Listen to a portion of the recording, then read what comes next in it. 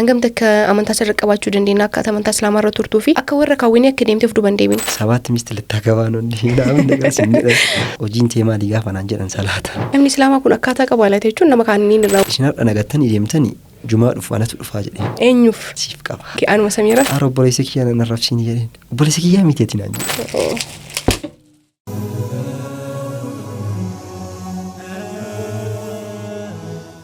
Assalamu alaikum warahmatullahi wabarakatuh. Wa alaikum salam warahmatullahi wabarakatuh. Waamicha keenya kabajanii afeeraa keenya kabajanii as studio keenyatti waan argamtaniif anaa dhufu akkasuma immoo galatooma. Isinis kabajaan asitti nu eeguu keessaniif kabajaan simachuu keessaniif galatoomas. Ulfaadha jecha amee keessummaan keenya irraa eenyudha waan jedhu kana nuunis hordoftoota keenyaanis wal baraame. Maqaan kiyya duraa Yordaanus Nugusee yoo ta'u maqaan kiyya ammoo Amiir Nugusee jedhama. Mashallah Amiir. Kanan dhufee magaalaa Adaamaa yoo ta'u iddoon dhaloota kiyyaa immoo godina Arsii magaalaa Baqqojjii ta'a. Baqqojjii irraa immoo naannoo kiiloomeetira 17 iddoon itti dhaladhee Maraaroo jedhamti. Amma garuu kanan jiraadhu magaalaa Adaamaan jiraadha. Achirraa hin ka'ee iddoo kana dhufe. Amiir dura hordofaa amantaa kamii ture? Hordofaa amantaa Ortodoksiiti. Ortodoksii keessatti illee gahee tajaajilummaa mana amantaan qaba ture. Yeroo achi keessa turte? Yeroo achi keessa ture san gahee hojii kiyyaa diyaaqonii ture. Hordofaa amantaa saniiti. Mee asoo gara gaafii qabutti seeniini imalli Adaamaa irraan gaasii ture maal fakkaata? Wanti si mudatee jira imala kee keessatti? Imalli yaa'u Adaamaa irraa kaasee hangas yoo dhufu geejjibni xiqqoo baay'ee ulfaata. Tarii naannoma buufata konkolaataa irraa kaasee hanga as ga'utti dadhabbiin hedduun jira. Garuu alhamdulillah rabbiin galanne haa ga'u. Nagaadhaan istiidiyoo keessan kanatti argamee jira. Inshallah nullee nagaan dhufuu keetitti baay'ee gammachuu qabna. Tariitii imalli isaa yeroo kanatti imalamu imala ulfaataa ta'uu danda'a. Baga nagaa wal argine irra deebiidhaan. Amiin baga isinis nagaan nu eeddan. Mashallah akkamii miidiyaa irratti affeeramtee dura kana yookiin immoo miidiyaa zaad kana dura hordoftee beeysaa sagantaawwan akkamii ilaalte? Tana dura YouTube irratti akkasumas TikTok irratti viidiyoowwan tokko ilaalaa ture. Warroonni akka kiyyaa shaahadaa qabatan achirratti yoo mul'atan yaa rabbi anis yooman istiidiyoo kana dhaqee inshallah carraa kana argadha yaadee ture. Alhamdulillah munaa milkaa'eera. Alhamdulillah. Yaani kan keessi milkaa'ee jira. Sagantaa yeroo jalqabaatiif ilaalte yaadatta miidiyaa zaad irratti sagantaa riqicha raggee ka gadhiifame kana jechuudha. Sagantaan yeroo jalqabaatiif ilaale diyaaqoonuma tokko ta'ee ni yaadadha. Sagantaa san ilaalee ture. Yeroo faasikaa lukkunaan qalin jedhanii naamna jedha viidiyoo san irratti argin ture. Ramadaanni akka yeroo sanii natti tolee viidiyoo san hedduu ilaalee itti ajaa'ibame intii jedhee sabuma saniif nanillee gara yuutuubii dhaqee sagantaa keessan kan hordofu eegale. Achi keessaa sagantaan addaati jaallattee jira? Sagantaan addaati ani jaalladheen jira. Ka dhiyoo kana gadhiistan tokkollee guyyaa tokko dura osoo siin shaadaa qabattee jirtu seenan si yoo yaadadhu baay'ee tokko natti toleera. Soqaraa jirtu gara manaa galtu surree qabattee gara manaa galtu seenan si baay'ee natti toleera sagantaan sunis. Mashallah wareegama amantiif kaffalamu keessaa kun tokko keessummaan keenyarraa dheebuu waggoota dheeraa rabbi milkeessee fi har'a istuudiyoo keenya argamechuu dandeenya. Inshallah nullee turtii gaarii akka taasisu nuus waliin abdii qabna. Mee akkamii amantaa keessa turte keessatti gahee ka qabdu natti himtee turte akkamii mana amantaa san keessatti hojiin ati hojjetaa turte maal fakkaata? Waa'ee amantaa sanirraa wanti nu himtu jira beekumsa sanirraa jechuudha. Wanni himuun jira gaheen ani qabus amantaa san keessatti akkuma dura sii kaasee ture daaqoniin ture yookaan immoo tajaajilaa mana amantaa sanin ture. Wayitaa yoo tajaajilaa san keessa jirrus rakkoon hedduun mudanne hedduun nama mudata. Garuu mudanni sun immoo waan keerii qabatee akka dhufu namni amane carraa akka kiyyaa kana ni argata jedhee yaada. Achi keessa gaafan tajaajilu sanitti nuti bataskaana san keessatti yookaan bakka itti dhaanne sanitti yoo tajaajilu garee qabna turre. Gareen sunis garee jamaa ta'aniitiin Yesuusin akka waaqatitti gabbaruuf kutannee kaanee turre. Akka musliima keessatti jamaa jedhamu kana jechuudha. Akka jamaa jedhamu sanitti achi keessatti gaafa kaanu mudannoon addaan nu mudata. Maalumaaf Yesuusin waaqa jettanii gabbartanii jechi jedhu hin jira. Mana amantaa kamurrattu hin jira waan akkasii. Eenyutu isiniin jedha? Warroonni bulchoonni mana amantaa saniillee ni jiru akkasumas tajaajilaan kan nu caalan hin jiru. Namoonni akkasii sunniin nu laalanii tumaan bakka hayi kun garee warra Yesuus sanii nu jedhan. Garee Yesuus jechuun namoonni biraa maalitti amanaa jiru? Namoonni biraa ergamoonni hin jiru isaan kabaja guddaa qabaniif. Gaafa immoo Yesuusin ati waaqa jettee waaqa keessan jettee barsiisutti gaafa eegaltu lakki kun garee amantaa biraatti siin jedhan. Jechuun isaan hoo waaqa biraa qabanii jechuun ortodoksii keessatti yeroo baay'ee wanti beekamu sani namni hundumtuu ortodoksii yookiin immoo Yesuusin cinatti Isaa alayhi salaam isa cinatti wantoonni gabbaran jiraachuu danda'a garuu rabbiin isaan rabbi jedhanii Yesuus himan beekan. Isaan garee warra kamii ta'uu danda'an eenyutti amanan jechuu dandeenya ree? Isaan wallahi kan isaanii kun na ajaa'ibaa beektaa gaafa gara Yesuusii kanaan itti dhufte siin jaalatanii numaayyuu maaliif hojeetti ergamoonni fakkeenyaaf Maariyaamaan hin jirti Maariyaam faan kabaja guddaa qabaniif ammas isaan kabaju malee gaafa wayita Yesuusin itti dhufte ati yookiin protestaantitti si fudhatan yookiin waan taaddisoo jedhamu wayiiti jira. Taaddisoo kun maali laata? Taaddisoo jechuun immoo warroota Yesuusin qofa waaqessan bakka haalli wanni martuyyuu waan ortodoksii irraa fottoqanii jiraniif warroota san itti addisoo jechuun si booda bakka nullee achi keessa ilaallee wayita laallu achiin illee chaalenjiin hedduun nutti dhufe haga ummataan jibbamuu maatiidhaan gorfamuu maal gootu isin akkasumatti hin tajaajiltanii jedhamu ture haa ta'u qarshii nama sanitti nu kaffalamu qarshii xiqqoo wayiiti nullee isaaf jecha jennee Yesuus hima bakka waaqa jennee murteessuuf kaane san illee hima dhiifne jechuun eenyu waaqechuu darreega Yesuus waaqechuu akkuma isaanii fakkeessanii jiraata sanitti fakkeessinee jiraachuu carraan keenya gabrootan biraa yookiin maleekota biraatti isaanuma faarsaa jiraachuudha achi booda nu sanneen dhiifne yeroo fi kiyyaattiin deebi'anii akka wanti kun rakkoo ta'es dhamane gaafa san bakka waa hundaan ilaalee gamas isin ilaalee wanti kamuu akka cinqii ta'ee nu badhe yaa rabbii qofitti deebi'ee yaa rabbii haqaan kan gabbaramu kamii gooftaan kamii jedhee ofitti deebi'uu qabe achi booda gaafa kanan qorachuun hin eegalee baay'ee ani hiriyoonni kiyya harki caalu ijoollee islaamummaa keessa jirtu ijoollee musliimaati garuu guyyaa takka islaamummaatti akka dhufu namni na gorsa hin jiru ni ilaalee rakkoon natti ta'e gara marattu Yesuusis yoo jettee Yesuusis rabbii yoo jette akka rakkoon dhuftu beekaman amantaa keessatti yaa rabbii kiyya jedheetumaan ofitti deebi'ee kamii haqaan gabbaramaa tokkoon barbaada bakka waan tokko qabadhee jiraachuun barbaadan tana keessa islaamummaan naa dhufte waa islaamummaallee wallaalu imalaala yeroo tokko yoo azaanni ba'uufaa sagalee tokko dhaga achitti azaan sagalee tokko waan dhaga'uuf jedhee ilaala maal sagalee tokko mikino yoo dhaga'u kana garaagarummaa maaltu jira kan azaanu nama tokko masgiida soddomatti illee azaaname sagaleen azaana takka tokkuma sagaleen azaana namni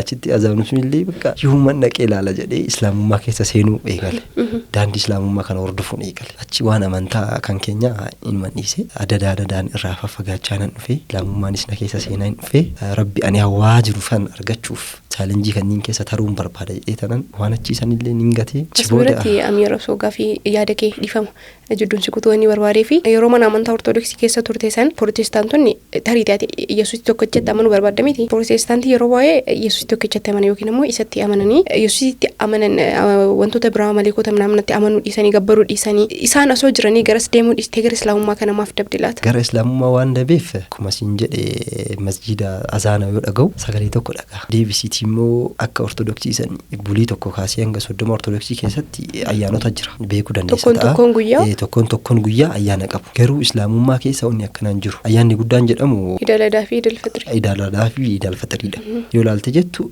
anti bakka rabbi tokkichi akka achi jiru ofuma keetii hin beekta rabbi immoo bakka yoo ni barbaade insa hin argatta yoo dhugaa barbaacha deemtu karaa sii banaa deema sababa santu achitti na ofee bargit protestaantii illee ta'uu hin danda'ama garuu haqni jiru islaamummaa bira jira haqa kamuyyuu soo barbaadde islaamummaa biratti argatta santu achitti na ofee kallattii kanaanii jechuudha adeemsati amantaa sanirraa ejjennoo dhabuu ka dhufe kallattii kana qorannoon kan kee bu'aan qorannoo keetii akkamiin laata islaamummaatti akkamiin dhuftee islaamummaatti akkamitti dhufe akkuma sin jedhe hiriyoonni kiyya harki caalu ijoollee islaamummaa keessa jiranii san malee hiriyoota kiyya malee namoonni ani ittiin walii galu harkinni caalu soosaayitii islaamummaa keessa jiran kana isaan ammootu bakka dalagu tokkotti mana suuraawiin dalaga ture bakka sanitti ana islaama nasi'u ture nama dalagu san caala ana islaamummaa waanan qabadhetti fakkaatee anaan baay'ee walitti dhufeenya qabna akkamitti akkasii yaadallata itti yaadan anis yoon alaalan islaamummaan fakka durumaayyuu akkanumattuu kanumaanuu yoon alaalan bakka amalli kiyyas haalli even uffannaan kiyya dubbiin kiyya islaamummaatti fakkaata akkasii aynatti namoonni yeroo baay'ee yoon argan namni islaamaa kun akkaataa qabaalaate jechuun nama kaaniin irraa wanni inni beekamu maaltu jira akkasitti kasii yaadani wanni ani adda ta'u waan hedduu jira fakkeenya dubbiin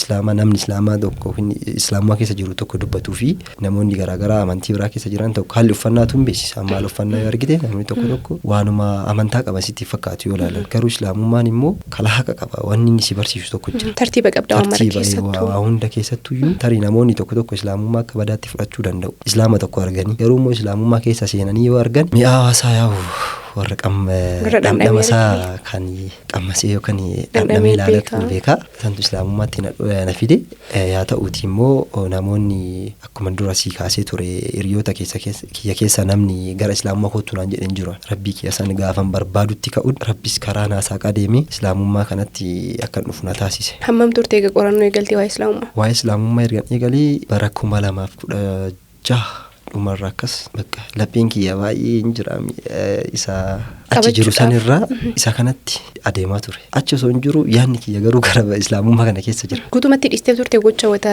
kiristaana keessa jirtu gootu sana. Kan duraa caala baay'ee dhiseen ture. Yeroo sana halkan mana amantaa gaafa halkan deemusa illee nadhaabee dhimma hojii jedhee sababeeffadhee keessa ka jiru garuu yaadni kiyya kana sanuma saniif halkan deemusa illee nadhaabee sanuma san keessa gara islaamummaa dhufee. Mashaallah. Erga amantaa islaamaa qabattee immoo waggaa afur jechuun waggaa tokko ol qorannoo keessa turte jechuudha. Keessan ture akkas keessan ture. Mashaallah. Yaa ta'u ani garuu islaamummaa akkin achi natti himaa turanii fi akkin keessa seene ardii tanaa fi samii kana garaagarummaan jiru. Akkamitti simamaa ture mee waan islaamummaa irraa maal fa'aa dhagaa turte yeroo keessan jirre sana? Wanti achi dhagaa ture islaamummaan warri bakka musliimni akka nama qaluu namatti himan yookaan akka waan badaa namatti yaadanii wayii bakka amantaa biraa akka waan fixuu jedhanii wayii kaasanii si himan. Ani garuu wallaahi waan si ajaa'ibu keessa waan takka waa'ee islaamummaa akka isaan natti himanittis yaadeen beeku. Keessa keetti homaan uumne? Keessa keetti waan takka dhuunfa. Yeroo sanatti akka nutti himamuu fi akkinan yaadu garagara. Baay'ee durumaayyuu yaadni kabajniin amantaa fi namaaf qabu adda ture. Fakkeenyaaf hiriyoonni kiyyallee akkas waan ta'aniif osoo hin taane amantaanis mirga baati.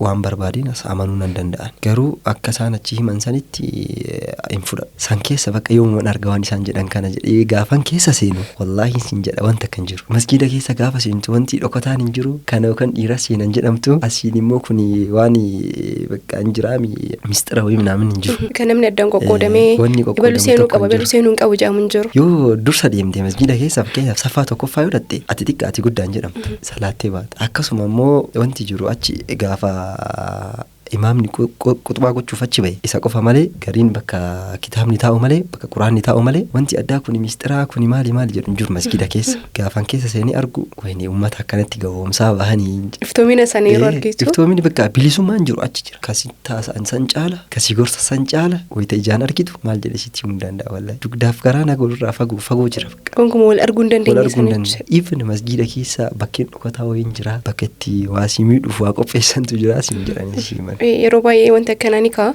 Islaamni nama gorraa masgida keessa baanga jira malee keessummoonni kiyyaa hedduun kaasanii islaamni faayidaan keessatti iyyuu jechananii keessummaan koonatti himanii hin daganne islaamni galgala wayita shaayinu salaanuu jiraami mana amantaa keessa dhaabatanii waan gorfaman kun jechuudha wanni isaan baasanii dubbatan magriba shaayii wayita salaanuu jarri amantaan isaanii warra raagaa yookiin ammoo warra falfalaa kanatti waan dhiyaatuuf galgala akkana ka godhatan kun falfala dalagaaranii maal jedhaniifaa yeroo akkasitti gorfaman namni ammoo akka nu goonu san waan arguuf dhugaatti fakkaata si galee ilaalcha irratti baay'inaan ka hojjetamu waan ati kaastettu na yaadachiise itti fufi. Baay'ee anis ammoonnetti waan yaadachiise beektaa yeroo akkasitti shaayii salaatanii fi yeroo tokko takbiir gochuun hin jiraami yeroo san ka'an immoo jedhama maal yaadaniiti ka'an immoo wanta jedhamu jira hawaasa sila lolawii uumuu jedhaniifa waan jiraadhe san keessa naannoo san keessatti jechuudha. Haza akkasitti ni ilaalee. Ati garuu dhuunfaa keetti jibbaa islaamummaa qabdaa yeroo islaaman ta'e. Wata akka hin qabu. Akka namni sun yaadutti wallahi guyyaa takka yaadeen beeku. Santu si baase. Santu na baase dhugaa. Guyyaa takka yaadeen beeku. Harki inni caalu ani kan hin argamu hiriyoota isaan jidduutti hin argamu. Waan beekuuf akhlaaqa jira.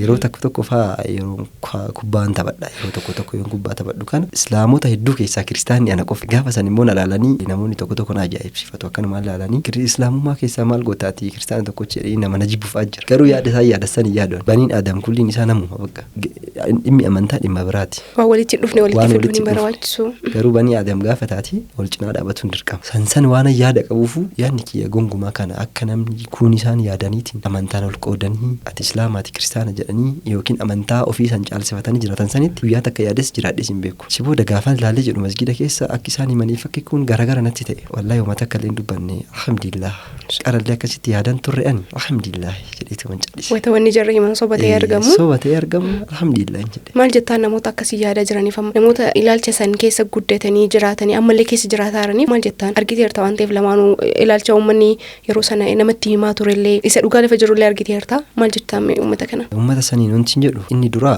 osoo waa beekanii natti tola. Waa beekan jechuun kiyya hammeenya amantaa biraa dubbachuu dhiisanii waan amantaan isaanii irra jiru. Amantama isaan keessa raabsanu. Kan keessa isaan jiran akka isaan namoonni isaanii ol jiran yookiin barsiisonni isaanii ol jiran kan barsiisan fudhachuu osoo hin taane kitaabuma qulqulluu isaanii san dubbisuu qabu. Ofii isaaniif beekumsa barbaadu qaban. Ofii isaaniitiif beekumsa san amma namoonni hedduun ana social media irratti naman arrabsantu jira. Dura yeroo amantaa san keessa ture eessa buutee kiyya kan nan beenne marti social media irrattis ta'ee qaamanis ta'ee namanatti dubbatu jira. Garuu kan ofiisaa waan hin beenne isaanitti murteessuu hin danda'an. Rabbi sinaa qajeelchu jedheetu man birata. Maaliif yoo jette dura kan isaanii sanoo beekan kabajni amantaa isaa ofii isaanii nama biraatiif amantaa biraatiif qaban hin galaafi. Osoo immoo wallahi bakka asumaan osoo waan tokko sitti min hin taruuti osoo jarri kuniin dubbisanii amantaa isaanii san keessa daqiiqa 5 hin turan. Dhugaan ni galtiifi barsiifamnii fi haalli jiru waan dhugaan galeef daqiiqa 5 keessa turan. Kanaaf jara isaaniif wanti ani jedhu amantaa namaa tuquu dhiisanii kama ofii keessa jiran maal akka hojjetan maal akka waaqessan san osoo hubatanii ilaalanii natti tola. Rabbi bichaa isaaniillee haqa jeelchu akkana naqa jeelche kanatti. Amiin. Rabbi hidaaya haa kennu hunda isaaniitiifu. Guyyaa tokko yaa isaanis dhufuun isaanii oolu garuu rabbiiti immoo nama ofii jaalatee islaamummaa kenna. Kennaa caaltuu dachetan irratti islaamummaadha. Ani wanti addunyaa kana irratti badhaafame jedhu badhaasa tokko hin qabu islaamummaa malee. Yeroon gara shahaadaa fi yoo islaamummaa yaadu kana yeroon kubbaa taphachuuf deemu nashidan dhaggeeffadha. Osoo kiristaana jirtu. Kiristaanuma osoo hin jiru nashidanan dhaggeeffadha akka isaanii wal qoqqoodanii wanti jedhan kanan jiru ijoollee musliima wajjinan dhaqee nyaadha nyaata simmaratu jireenyi isaa wajjin ture. Yeroo sanayyuu. Nashida kana dhaggeeffataa turte yeroo islaaman ta'ini akkamiin miira sii kennee garuu jechuun waan irraa beektu hin jiru amantaa sanirraa akkamiin miira sii kennaa ture. Moo kanumaan namni yeroo baay'ee dibbee isaa fa'aa waan isa jala rufaa sagalee fa'aa jaalatee dhaggeeffata. Sagalee fa'aa jaalata garuu kan inni jalqaba isa jaaladheef dibbeen qabu bittaa sun qilleensaa bareedaa wayitii suutuma si keessa seenaa wagga. Sansaniif akkan jaaladhu na taasise kan jiru nashidoonni biraallee isaan dhaggeeffachaa tanaan. Indoom yeroo jalqabaatiif islaamummaatti osoo hin dhufin yoo hireenna yaamtee nan dhufaa ka jedhuitiin suuraa irra galchee TikTok irra gadhiisee ture. Osoo islaaman ta'in isa gadhiiseeti achirraan ka'e jechuu hin dandeessa. Gara islaamummaatti yoo ta'e maashaallah dhufteerta ammayyuu. Wallahi alhamdulillah. Osoo islaamummaatti hin dhufin madawwara bitadhee amaama bitadhee. Osoo islaamummaatti hin dhufin. Wallahi. Islaamaan gochuuf jechuun itti dhufuu edda. Itti dhufuuf bakka. Qophiidha jecha. Lapheen kiyya rabbiin akka lapheetti yanaabani beekeera.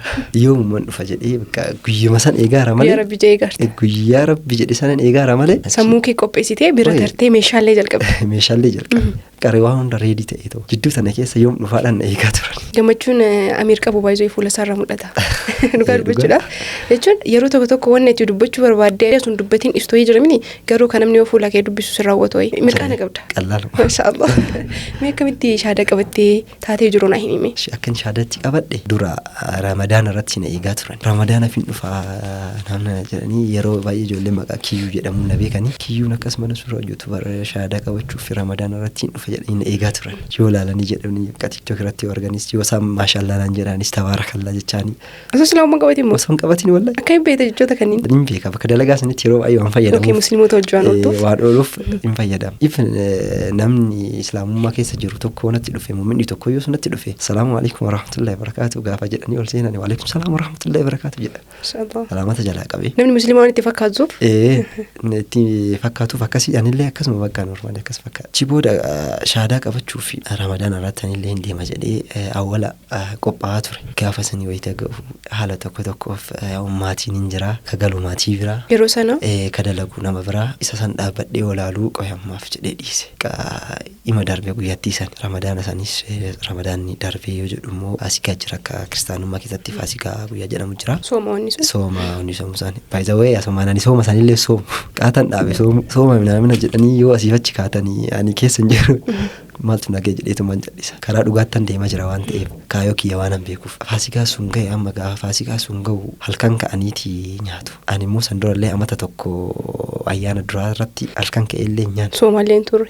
Soomalleen turre. Inumaayyuu soom. Aannan minamina kana bakka hin sooman isaanii. Ani bakka dalagaa sanittii fi kaasii wayitti sababeeffadhee niyyaan kiyyallee waan achi jiruuf islaamummaa keessa waan jiruuf gara islaamummaatti deemuuf waan jiruuf hin dhiise sooma akkasiisanillee achi booda gaafa faasikaa san halkanatti akkasumaan rafee bule silkiitii cufadhee warri akka dawwalee nan kaafne jedheetiin hin cufadhee beekaa cufadhee rafeeti ganama ka'e naa dawwalan ganama illee naa dawwalan ani keessi kiyyaa hin gamman osuma keessa kiyyatti waaqirna jedhu utumaan bakka waan tokko illee osaan na yamanillee dhufe jedheetiin jajadhisee bakka dalagaa sana yaa ayyaana namni suuraa ka'uun amanan jira jettee bakka dalagaa san qulqulleessee ka'eetiin galee uffata jijjiiradhee qophaa'e. Iddoo kanatti amma ani ayyaana kabaja jedhee uffata jijjiiratuuf bakka gara manaa galuuf qophiin kiyya.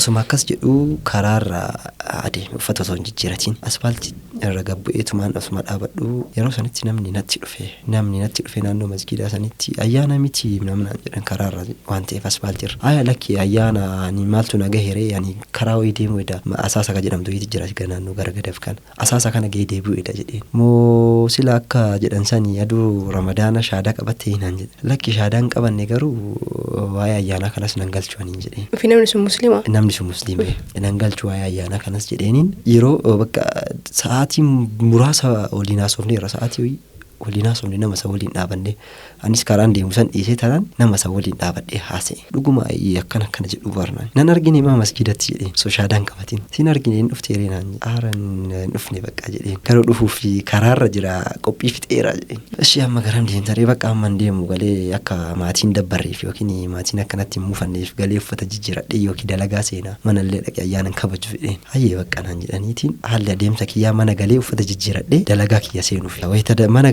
ga'u kana osuma karaarra deemu yaanni jidduutti naa dhufe yeroo sana obboleechi kiyya Abdii Raggaasaa daawwaa godha tureeyyu TikTok irratti hima argaanii daawwaa godha ture. Inni islaamummaatti dhufee daawwaa gochaa ture. Achiin anillee galeetiin TikTok isaas jala seenu baay'oo isaa jalatti lakkoofsa isaa achirraa fudhadheeniin daawwaleef Abdii akkam nagaa jirtaa nama daawwaleef viidiyoon kee daladus natti toleeraa daawwan ati gootus natti toleeraa waa'ee islaamummaallee waa sirraa beekuun barbaadaa jedheen yeroo sanatti ustaaza biyya keenya dhufa wayitii jira ustaaz Xaayir Galatoo jedhama. Abdiin immoo yeroo sanatti ustaaza isa waliin daawwaa gochaa waliin iddoo tokkorra jiru achiin waa'ee islaamummaa kan osuma haasa'aa jiruutiin Abdii Raggaasaa qo'imeen doomu ustaaza waliin haasa'inaan jedhe ustaaza waliin haasa'imee jedhee ustaazatti silkii kenne achi boodaanis ustaaza wajjiniin haasa'ee erga ustaaza wajjin daqiiqaa muraasa booda haasofne waan akkanaan jedhan anis wanti jedheen maal dalagaa jirta akkana hojii dalagaara garuu asitti shaada hin qabadhaa maatiin kiyya as jiranii ani iddoo biraa deemuu fedha mana osoo gara Shaashamannee adeema jedhee itti himee tureeyyuu achiin waa'ee isaaniillee dhiiseetanii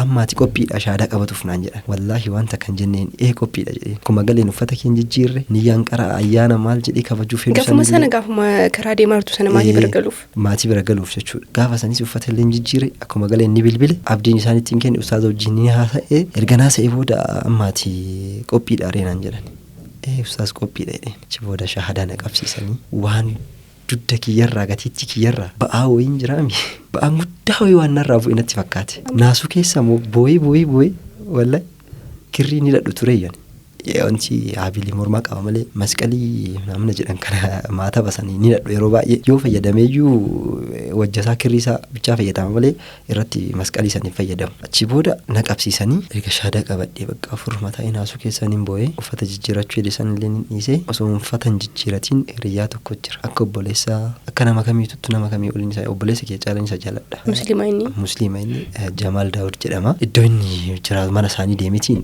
inni rafee ture osuma inni rafee jiruun ani immoo Abdiin akka shaadaa na qabsiise riikardii godhadhee ture sa'a sanitti riikardii kana dhageeffachiisuuf deemitiin bara Jamaal har'a shaadaa qabadhee dura wanti hin jedhee dhaqeetuma bakka inni ciisutti Jamaal jedheetiin seenee hadhaan ibiddas na jedheeraa bexaam itti gammadeeraa gammachuu guddaa na dhagaamaa innillee dhukkubee jiraa yoo ciisee maali naan jedhe akkana bar shaadaa qabadhee arabaa akkanaan jedheen irraa gargareetiin naan jedhe ara uumnati koo namni dheetti dhugaadhaa bar shaadaa qabadhee riikardii baaseetti agarsiise wallahi mucaan ka qararafu mataa hidhatee ka qararafu riiba keessa ol ka'eetiin gammachuu keessa riiba keessa ol ka'eetuma nama naan jedhe amanuu hin dandeenye naan jedhe ishee bakka dhiisii garuu kana amma haalli jiru akkana yaa ayyaanallee akka seenii beeytaa akka isaan hin dabbarreef bakka galee mana dalagaa san oola jedheen innillee sagalee dhaggeeffatee iddoo takkanaa gammadee warra Abdii irratti shaada qabate keessaatti tokko jechuudha. Ani tokkodha. Mashaallah.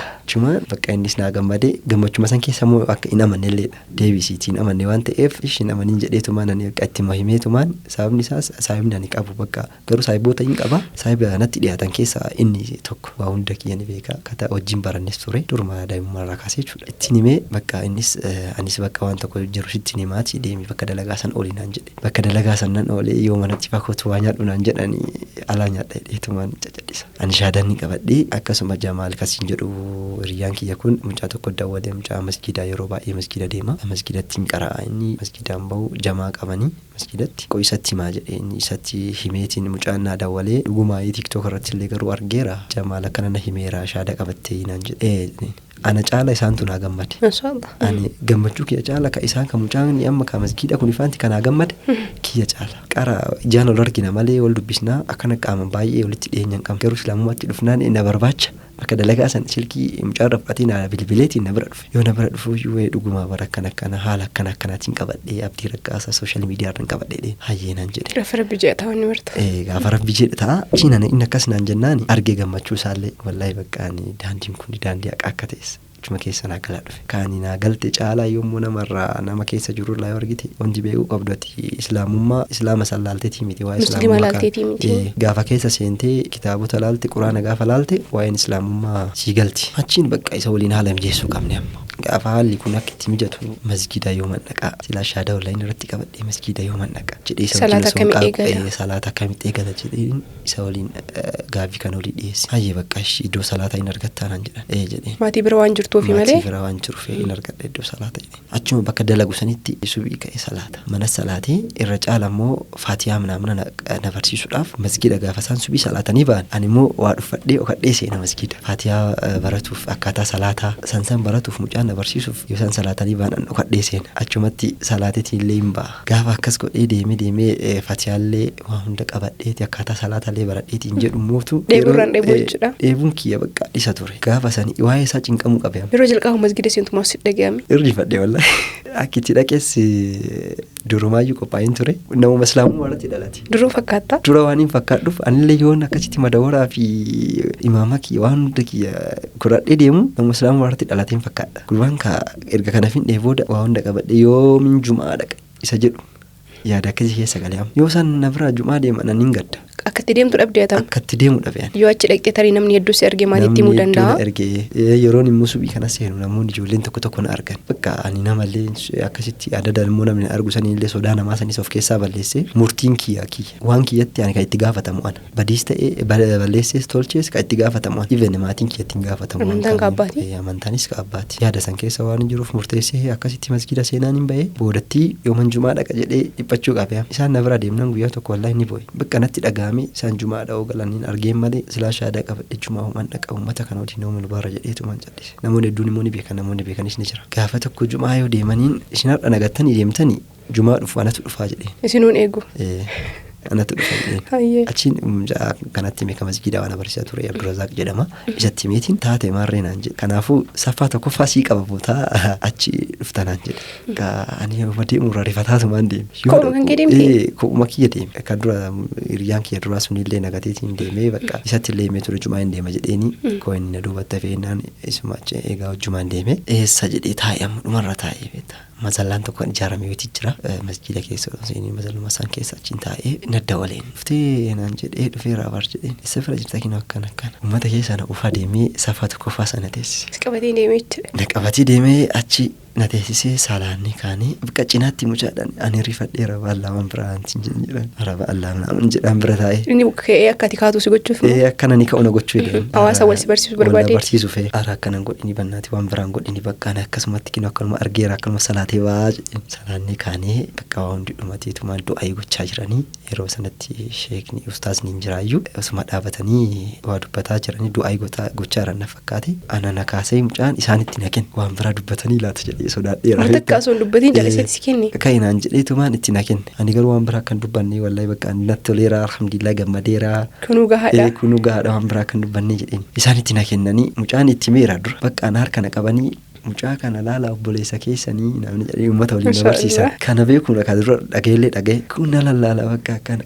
Wanuma islaamummaa keessa jirutti fakkaata duraayyuu na lallaalanii bakka uummata waliin na barsiisanii akka obbolaa keessanitti ilaalanii bakka kamitti biyya maatii keessanii yookaan ilmaan keessanii ilaala jedhamee achitti uummata qabaa jedhanii uummata waliin na barsiisanii alhamdulillah rabbil jedheetumaan jallisee ofirra taa'ee achi booda wanni jiru immoo baay'ee natti wannoon ulfaatanis jira wanni akkam ture gammachuun uummata sanii maaliin ibsatan gammachuu isaanii agarra jedha bakka dhufaniiti maashaallah naan jedha kun tabaarakallaa naan jedha anaa miti gaheen hojii kana akka taphate anaa miti rabbi ani fedhullee rabbiitu naa eeyyame alhamdulillah faaruun ka rabbiiti jedhan maraafu namoonni hedduun kan akka kiyyaa tarii ammallee namoonni islaamummaa hawwanni jira garuu rabbii yoo isaan fedhe gaafa inni fedhe nalatti gaafa inni fedhe yoon ta'ini maa bilgeetiin ta'an hin ta'u maa nama waan barbaade qabaatiin ta'an abbaa qabeenya barbaade waan hin ta'an hin ta'u yoo rabbi nama kenne eeyyamee kenneef malee waan ta'u hin jiru ana akkasitti bakka alhamdulillah jedheettiin fufee islaamummaa kanattiin dhufee gammachuu guddaan natti dhagahame cinqiin dura keessa jiru irraa illee addaan bahee waaqolee biraa kanan kabaju sanirraa illee waaqa tokkotti sanafee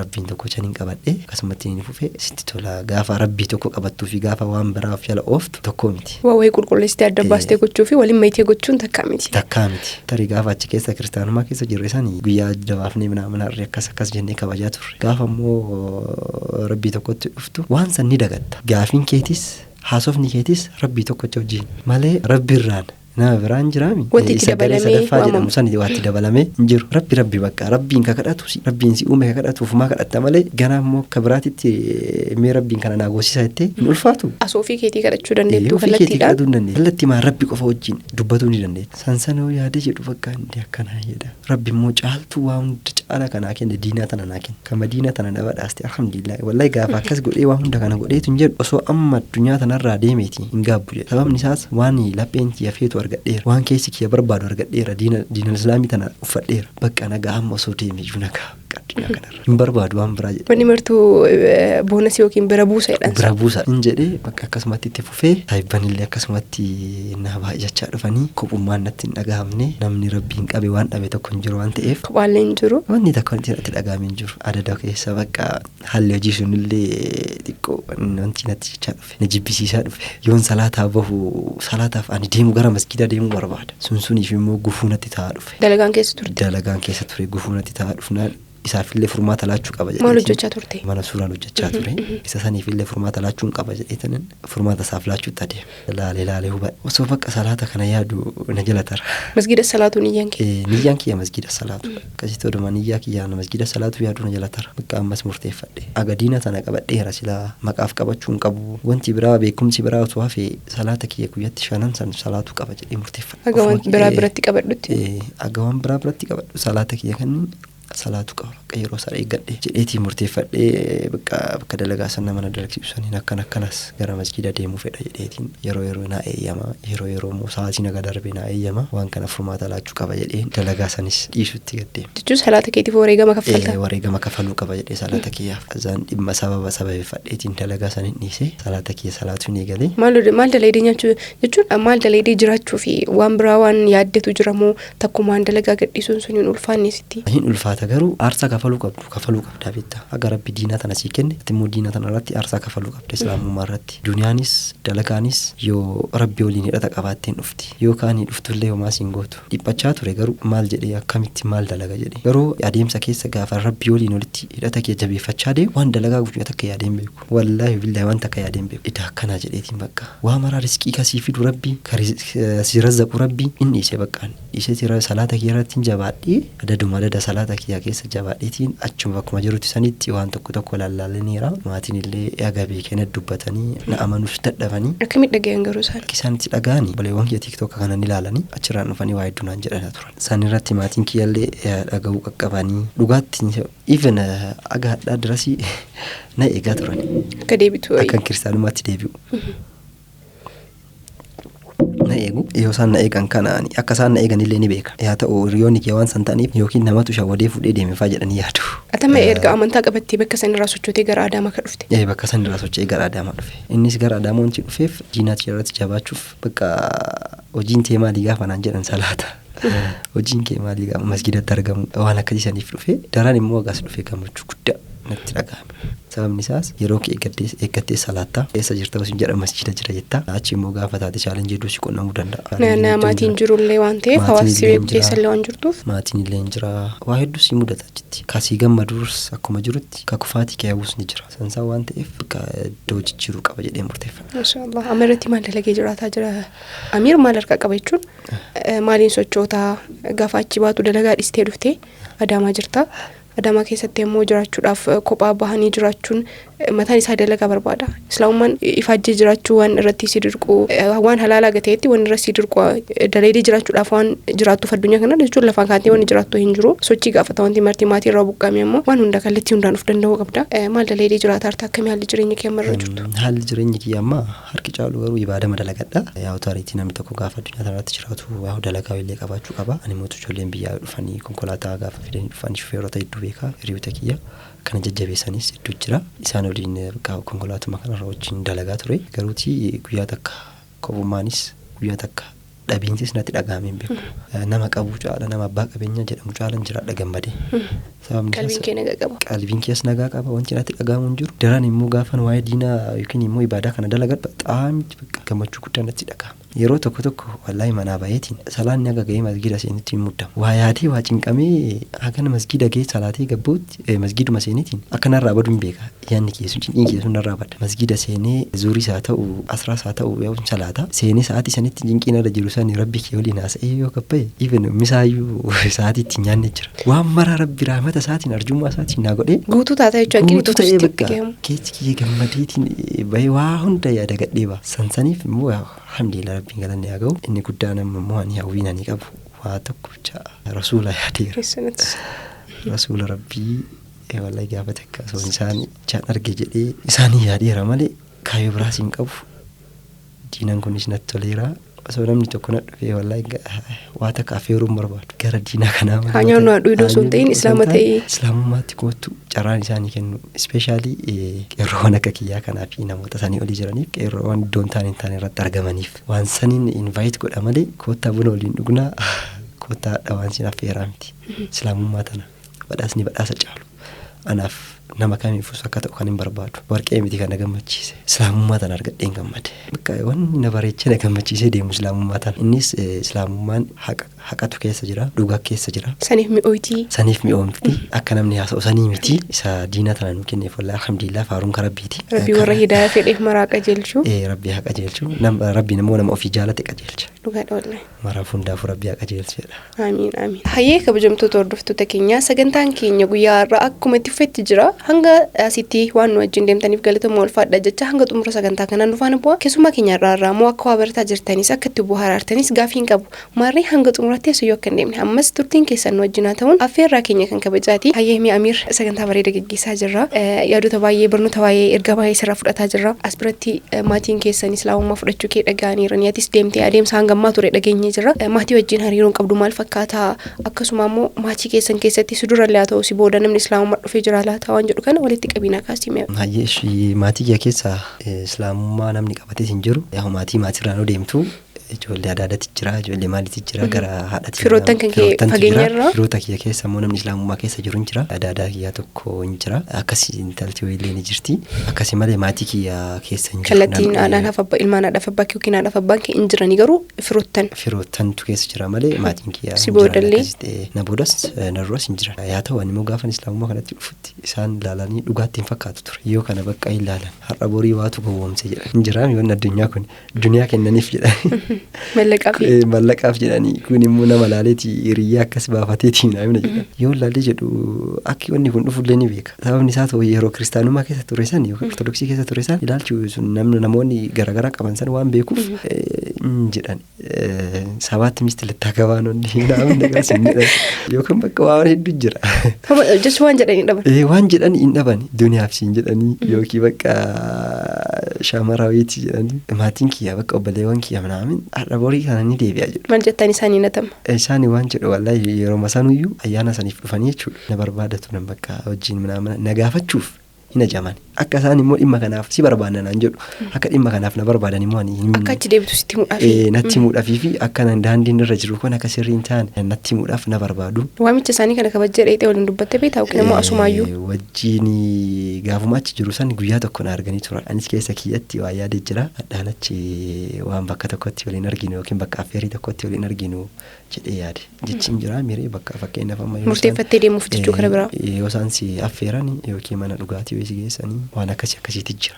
Isaanii bakka dhaanachuu waan hin jirreef akka waan kanaaf na barbaadan duruma waan beekee jiruuf hin dhaqee yoo waan dhaqee taa'uun naamin gaafa nu laata ittaasuuf nu laata afaa waliin jedhan cinaa dhaabatanii ani bakka waan kiyyaan ol seenee taa'eetiin kaa'uu na gaafatanii san deebii qaba maraafuu qopheeffadheera deebii kiyya. Ofitti amanummaa guutuu qaba wallahi maaliif ni beeka waan maatis waan beekuuf tarii waan keessa jirus waan beekuuf waan akkasii yoo na gaafatan gaafii na gaafataniif deebii gahaa qaba. Waan amantaas na gaafatanii waa'ee dhuunfaas na gaafatanii ni deebisaaf gaafa nu laata jedhu akka hadhamaan keessa kiyyatti hadha malee akkanatti waliin taa'uu baachuu dandeenya carraan qabu hadhuma bakka carraa kanatti fayyadamna jedheeniiti waliin turee galgalatti san dhiyaa'u maatiin jiran namoonni hiriyoonni isaanii ni jiranii firiiwwan kiyyas ni jiranii isaan waliin galuuf karaa irratti waan roondii jedhamu wayiiti jira. Waa'ee roondii san sooqaa qanu wallaahi billaahi roondiin takkaan isiniin tuquu deema galaan jee yeroo tana bakka isaan hirrifatan wallaahi billaahi jetteeni wallaahi billaahi roondiin isin tuquu galaa jedhanii naan hirrifa akka beenuun wajjin galii naan jedhan lakkiin galuwaanii bakka dalagaa isaan bulaa achi jedheen. Ati sodaanni garuu takkayyuu waan godhan jettee. Sababni isaas waan isaan yaadan kana ni beeka akka beekanii bakka waan isaan yaadan kanaaf deebiin isaan furmaanni bakka waan kanatti hin wajameeti akka isaan carraa kana barbaada yoo ta'e carraa kana barbaada martuu hin galee anis hin galee kazaan isaan maal jedhanii kiyyuu hadharraa baanee naamna jedhanii ganamatti dubbatanii achi maatiin tokko hin jira kan nani bira jiraadhus hin jiranii isaanitti akka haadha akka obboleetti taatee kan nani bira jiraadhuufitti jira isaan biratti dhaqaniiti kiyyuu bargalgalarraa baanee maali jennaan wallaahi billaahi galaa roondiin isin tuquun hin jedhe kakatee bakka anis akkas dubbadhee gasaan beekanii jedhee ofirraa nagaattare ammas bakka inni nattaasa'uu qaban tarii ummiitii afaan afaa oliitti hin jiraami obboleechi kiyyaan tokko ni jira teelegiraaman dhufee ani istoorii irratti alhamdulillah for everything namna jedhee kaadha I proud to be Muslim waan akkasii walpeeparii akkasii rakaadha istoorii san irratti dhufeetiin bakka antee yemoot kee bakka itti namna jedhee bakka waan tokko jecha natti taree na dubbate yoo natti taree dubbatu kana wanta kan jenneen anillee yaa obboleessa kiyyaa waan jette kana jechoota kana hin irraanfatiin garuu ani rabbi jedhees jaaladha Allah biyya wadda halla jedheeni deebisaa fi ture haaluma gaariidhaan jechuudha haala gaariidhaan bifa gaarii ta'een bifa diinaan keenyaa eeyyamu bifa islaamummaan eeyyamu ummaatee bochiftee namni ummaatee akkas gootee naan jedhe ani mudura ummaatiitti meera maa baddee namni itti gaafasiin waa ayyaana irraa maa baddee naan jettullee akkanumaan jedheen jala taa'ee ummaatiyya bakka waan narraa eegamu godheera maaliif gaafii rabbii jala taruuf haqa islaamummaan dirqama sirra gootu jira deebisii maatiin kiyyallee haadhaaf abbaan kiyya haqa narraa qaban islaamummaan immoo haqa kana ni jabeessa malee laaffisu waan sun akka na muudanneef waan narraa eegamu godheera ammas tokko tiktokuma kana laaleetiin na dawwale maal taatii naan jedhe maal ta'e jedheen arabitta sa'aatii ani dawwaluuf sanittuyyuu na dubbisuuf bakka yookiin dalagaa irra jira naan yookiin dalagaa irra jira naan jedha buleessi kee tokko dalagaa irra jira naan jedha yookiin bakka biiziidha naan jedha achiin naa dawwalee wanti gootee maal godharee maa waan nama balleessee lubbuu namaa baasee qabeenya namaa qisaasessee bakka dalagu kana waa balleessee duniyaan baa nyaan maalati tajaajilaa mana amantaatii miti daaqonii miti maal itti akkana goota naan jedhe amma waan biraa haasoftaa wanti jettu jiraa jedhee waan kana natti taasee naan abbeeka mirga kiyya waan ta'eef waan biraan tunne yookiin duniyaa namaallee balleessine waan biraallee goone jedheen karaa naaf ta'uu filadhee karaa haqa jirutti deeme na arrabse bakka wallahi ara obboleessa kiyyaa na arrabsiin jedheen obboleessa kiyyaa miteeti naan jedhe wakkateetiin wallahi waan hedduu naan jedhe maal dhabdee naan jedhe duniyaa dhabdee naan jedhe hin dubbadheen waan biraa jettaa jedhaan ammallee deeme wanna jettu ammoo fudhadhu caraas hin kennu ani immoo fudhadhu jedheen kazaa baalaa ani bakka achiin daandii kiyyatti fufee islaamummaan na bareechaa dhufee alhamdulillahi rabbil alamin. Hayyee Amiir akka carraa ta'e gaafilee hedduu kaasaa as geenye jira wanti islaamummaa osoo dhabe maaltu na hafa jettee yaadda maal dhabda laata sila? Islaamummaa osoo argachuu baadhee gammachuu tanas hin dhaba ture bareedina tanas hin dhaba ture osoo garuu islaamummaa tan argachuu baadhee cinqiman keessa jiru saniin itti fufa jireenyi akkana naan taatu ture. Kuni martuu islaamummaa argachuu kiyyaanii? Wanti kuni martuu islaamummaa argachuu kiyyaanii. Islaamummaa osoo dhabde waa baay'ee dhabda jechuudha. Waa baay'ee dhaba. Maashaallah baga rabbiin islaamummaa illee sin dhabsiisini baga islaamummaa illee argattee waan islaamummaa keessa rullee baga argatte. Amma sirra deebiidhaanii waa lamaaf simannaa sii godha jalqaba irratti istiidiyoo keenya argamtee waan affeerraa keenya kabajjee gaafii nu kaasuuf deebii nu laachaa jirtuuf galatoomii anaa dhufu siin jedha akkasuma immoo karaa dhaloota keetii karaa islaamummaa karaa dhugaaf karaa sirriitti waan dhufteef anaa dhufu. Isinis wagana edda. Maashaallah obboleewwan akka keetii akka baay'ifannoo abdii qaba. Inshaallah rabbi warra hidaayaa fedheef hundaafuu hidayaa kennu warra dachee kanarratti waan ofii jaallateen isaan haa jaallatu namoota hundaa jenna namni nama qajeelchu waan ta'eef dhaamsi biraan cinaa haasaa kana keessatti qabu ilma namaa taatanii wanni dachee kanarra uumamte hundi keessanuyyuu islaama akka osoo hin taane akka hin duune akka osoo islaama hin taane jireenya borii san dukkana keessa akka hin turre jechuun ni barbaada kuni dhaamsa obbolummaa nu yeroo hunda sagantaa jidduutti kaasnu warratti fayyadamu rabbi haa godhu marayyuu jenna yeroo baay'ee namoonni amantaa biraarraallee gaafa amantaa islaamaa keessaallee gaafa ba'anii hin argita. Amantaa islaamaa dhufanii gaafa of duuba deebanillee hin argina. Keessaafuu yeroo ammaa kana baay'ee heddummachaa jira. Namoonni kufrii keessa osoo jiranii fakkaatanii islaamummaa seenanii keessaa bahan jiru. Ani gaafa amiiriin asitti waamu Sudaan tokko keessa kiyyee jira jechuun wanta sooshaal miidiyaa irra deemaa jira yeroo ammaa kana argita jedhee yaada. Hangamta akka amantaa sirra qabaachuu dandeenya akka amantaa islaamaa irra turtuu fi akka warra kaawwinii akka deemteef duban deebini. Ani durumaayyuu kaayyoon kiyya san irratti immoo rabbi karaa kana bane rabbi guyyaa takka waan akkasii yaadetiin beeku. Of duubatti deebiin kafara wanta osoo of duubatti deemee kafareeti jechoota namoonni tokko naan jedhan duubatti na deebisa ture.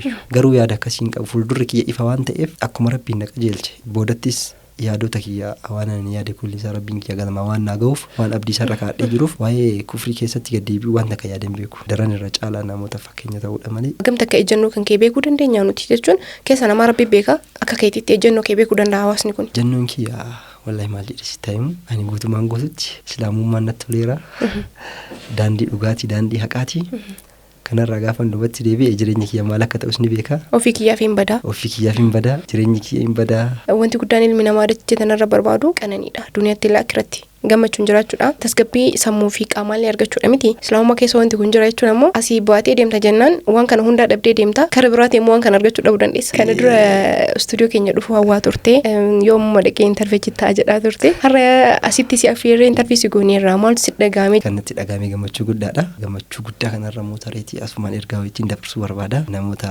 islaamummaatti dhufu ajamaniif waan akka hin sodaatinaa yoo arguu dandeessanii amma akka qaraasaa namni namatti himu ofumaa keetii waan sii ta'u filata. Yoo waan sii ta'u filattee immoo rabbis si qajeelcha. Namoonni hedduun islaamummaatti dhufuuf ni hawwu. Yaa ta'uutii yaa sodaan baay'een jira kamaatii jira kan naannoo keessa jiraatanii jira. Isa san immoo ce'uudhaaf rabbiin tokko acha qabaachuudha.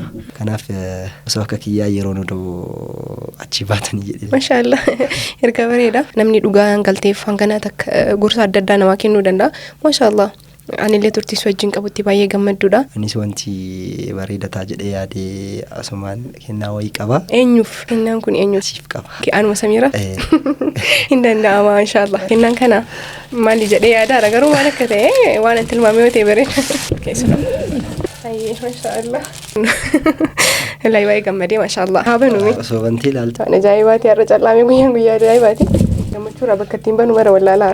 Kennaan naa kenname maal ta'uu isaa beekee osoo hin ta'in yaaddee dhiphattee kennaa naa kennuuf inshaallah wallahi homaa waan dubbadhu hin jiru.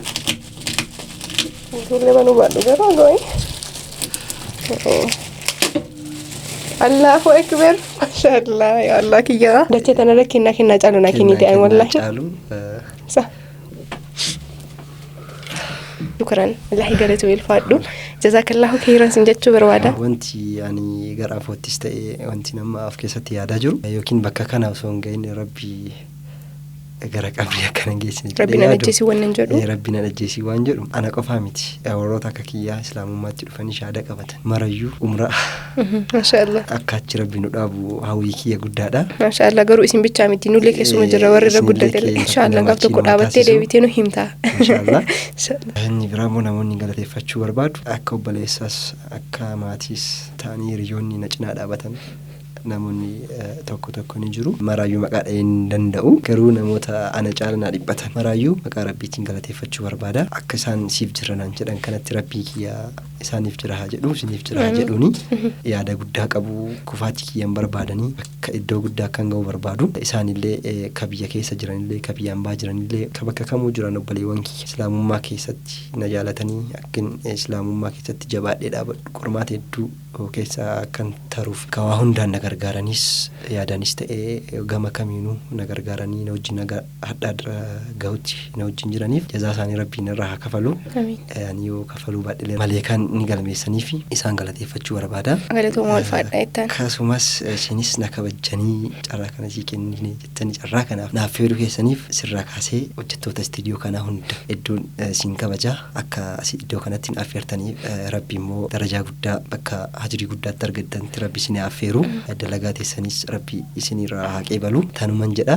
Mammoo ani carraa ofii koofiif of kenne yeroo baay'ee namni carraa naa kennu hin jiru amma carraa ofii kenna. Wanni martiin harka jirti amma gaas jirti Amira dalagaa kanaati waan ta'eef waamicha keenya kabajjii stuudiyoo keenyatti argamte gaaffii nu kaasnu hundaafuu deebii gahaadha sirriidha jettu. Yaaddee waan nu kenniteef akkasuma immoo seenaa kan kee hawaasa bal'aa kanaaf waan qooddeef waan irraa barannutti buhaaruuf waan nu dabarsiteef galatoomii ulfaadhu mana nagaatti galee afoonaan illaahi ana fi si waliin xumurree jirra is geggeessuuf jedha. Assalaamu alaykum warahmatullahi wabarakaatu. Wa alaykum salaam warahmatullahi wabarakaatu.